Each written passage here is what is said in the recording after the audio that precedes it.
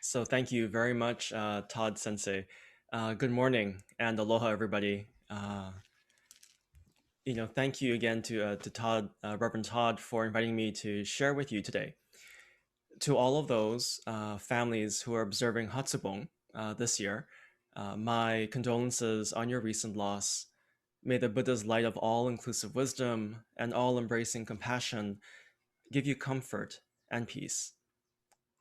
As we reflect on our journey over the past 16 months, we have discovered a new appreciation for Sangha and how important it is for our physical, mental, and spiritual well being to be part of a community and to nurture our relationships with family and friends. This time of pandemic and isolation has been an opportunity for us to discover new meaning in old things and inspiration for our future. It is within Sangha that the Buddha lives and where the Dharma comes alive.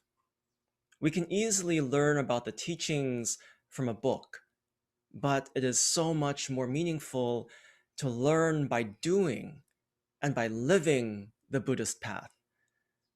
In the Jodo Shinshu tradition, we use the term ondobo ondogyo, or fellow traveler, to describe the members of our Sangha. Each of us is a friend and a guide to the other, and we walk together as equals within the compassionate embrace of the Buddha. When we see ourselves in this way, we can break down the barriers that keep us separated, and we come to know how truly connected and interdependent we truly are. Obon season is here again, and unfortunately, due to the ongoing pandemic, we will not be able to hold our annual bon dances and our other traditional ways of celebrating the season. We all look forward to this annual ritual of remembrance for its fellowship, for its food, and for its fun. By gathering together and dancing together, we thin the veil of separation between us and our departed loved ones, and we feel close to them. Obon is truly a festival of joyful memory in which we celebrate life and the continuing relationship with those that have come before. Obon reminds us of the great web of life, that our lives are made possible and by countless causes and conditions that we should be grateful for. We're also reminded that we have a responsibility to create a meaningful future, a meaningful life for future generations. While Obon is a festival of joyful memory, it is also a reminder that we are links between the past and the future. Obon teaches us how well we live in this present moment is the best way of honoring those that have gone before. Obon is truly a joyful gathering in which both the living and the dead rejoice in the universal embrace of the Buddha's compassionate vow. While our dancing is a physical act of remembrance for our loved ones, we also dance for ourselves. When we awaken to the timeless working of the Dharma in our lives, we can do nothing else but express our profound joy and gratitude. This is why we dance, because we realize our loved ones have become one with timeless reality, and they continue to embrace us as personal Buddhas. Obon has its origins in the Ulumbala Sutra. The word Obon is the shortened form of the word Urabon-e, which means to suffer as if being hung upside down.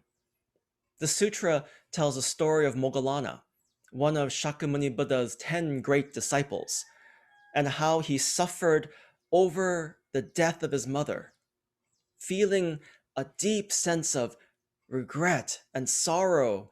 He believed that her devotion to him had been a barrier to her understanding the Dharma, the teachings of the Buddha. However, the Buddha counseled Moggallana by asking him to reflect deeply upon this, and he came to realize that his mother's devotion to him was based on an unselfish, pure love. With this profound insight into his mother's life, Moggallana danced with joy as his regret and his sorrow were transformed into appreciation and gratitude. Moggallana's story is also our story. The pain of losing a loved one is a natural part of human life, and how we come to understand the meaning of death is through the telling of stories that help us to remember and to reflect on the life and the enduring bonds of love. It is in the retelling of these stories that our loved ones continue to offer inspiration and guidance for living in this present moment. And we've needed much guidance and support dealing with our many challenges over this past year. Grief is a lifelong journey that changes over time. We grieve because we love, and we love because we're human. The pain of loss reminds us of our love and keeps our hearts open. And within our grief, we discover that love is greater than time and place, and it is even greater than death. It is this love which transforms our sorrow into appreciation and gratitude. So as you take time to remember your loved ones today, reflect on how your journey has been since their birth in the Pure Land. What have you noticed about your relationship with them? How do you encounter their presence every single day? In Buddhism, we are taught that death should not be feared because it is the ultimate truth of our existence, that all things are impermanent. Even the death of Shakyamuni Buddha underscores this basic truth that we and all things in this universe are subject to constant change. The Buddha taught us about the truths of birth, old age, sickness, and death, and how we can live without fear or worry. The Buddha intended that through his teachings, we would come to understand our impermanent nature and ultimately experience freedom from our suffering. This past Friday, we had a full moon, and the moon reminds us that the true Buddha is enlightenment itself, and the essence of enlightenment does not change despite what we may see. People call one phase of the moon the full moon, the half moon, the quarter moon, the new moon.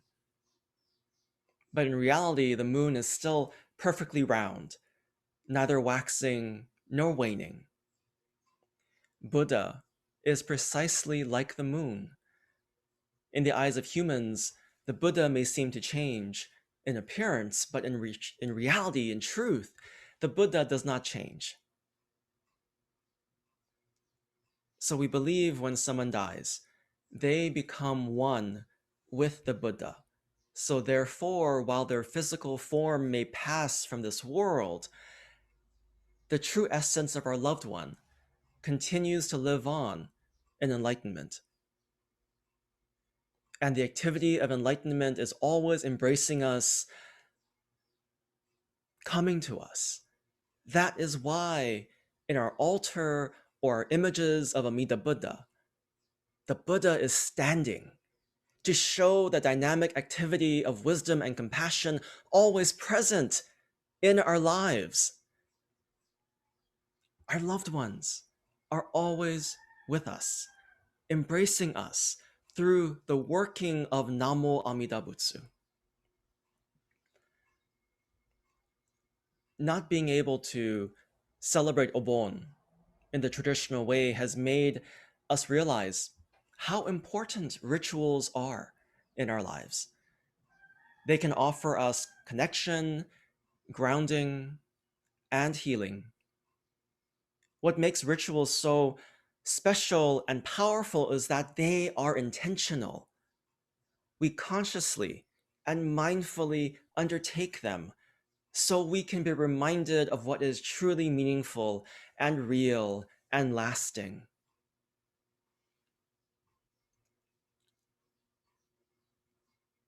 When I moved to Kona several years ago, my dad drove over from Hilo uh, on the other side of the island to deliver my grandparents' obutsudan to me. I don't know how old the altar is, but I remember them always having it. What makes the altar so special is that it contains my grandparents' ihai, right? Their memorial tablets with their Buddhist names inscribed on them. My grandparents were such a big part of my life that to be able to care for their obutsudan is quite meaningful and special. Each morning, I start my day by lighting the candle, offering incense, and chanting a sutra. This daily ritual of self-reflection reminds me of how I am always connected to the working of limitless light in life. I am also able to greet my grandparents every morning to thank them for their continuing influence in my life. So while I live alone here, I am not alone because they're always with me in the dynamic activity of Namo Amida Butsu. They have become personal Buddhas for me who help me to feel ever connected to the rhythms and the cycles of life. This ritual of starting my day with them and the Buddha has been healing, especially during this time of pandemic. So, what personal rituals do you have that connect you to your loved ones? I know many people ohakamairi by cleaning the family graves and bringing flowers and lighting incense. Our temple, columbarium, and cemetery here are always well kept and full of beautiful flowers. Besides flowers, people sometimes leave snacks and the occasional can of beer on special occasions. These rituals have continued relatively uninterrupted during this pandemic. During the lockdown, I would go out and tend to the temple and tend to the grounds, and I would see the columbarium full of flowers. I would see the cemetery in the back, just beautiful. These rituals remind us of our need for connection and how healing it is to be in relationship with those that have come before. In the Amida Sutra, one of the 3 sacred scriptures of Jodo Shinshu, we find the phrase kue isho. These beautiful words describe how we will all meet together in one place. It refers to how when we entrust in Amida's vow and aspire for birth in the Pure Land, we will all meet together in the world of enlightenment, in the world of awakening. In our tradition, it is customary to inscribe kue isho on headstones as a reminder of this sacred promise fulfilled by Amida Buddha's great compassion. You may also find the words Namo Amida Butsu inscribed on many headstones. This is also customary in our tradition because we continually meet our loved ones in the dynamic activity of our saying the Buddha's honored name. This is why we often share the following poem, which was shared in Reverend Taitetsu Uno's book, I believe, River of Fire, River of Water, in grateful remembrance of our loved ones. If you miss me, say Namo Amida Butsu, for I too live in the 6 letters. If you miss me, say Namo Amida Butsu, for I too live in the 6 letters. This is why, when we say the Nembutsu, we experience Kue Isho. We meet our loved ones in the working of great wisdom and compassion that sustains our lives. However, not all rituals are religious in nature. Do you make your mom's favorite recipe for special family gatherings?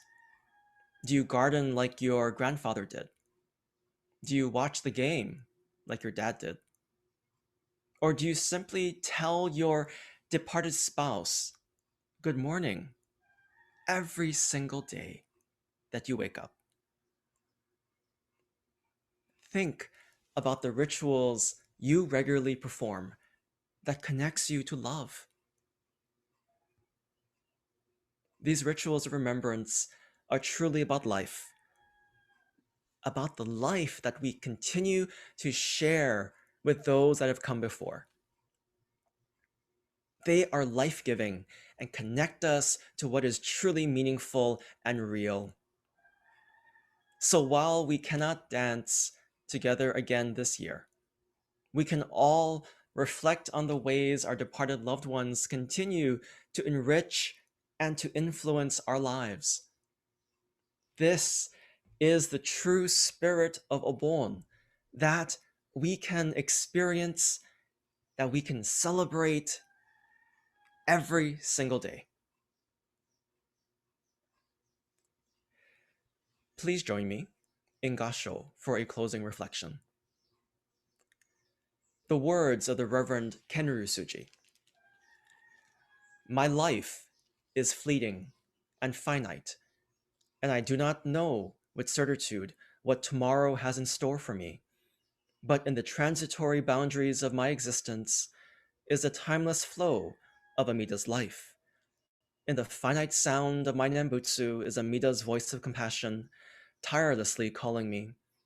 Like a small stream that enters the mighty current of the great river, so does my insignificant life in the Nembutsu join the majestic flow of Amida's infinite life. Namo Amida Butsu. Namo Amida Butsu. Namo Amida Butsu. Namanda Butsu. Namanda Butsu. Namanda Butsu.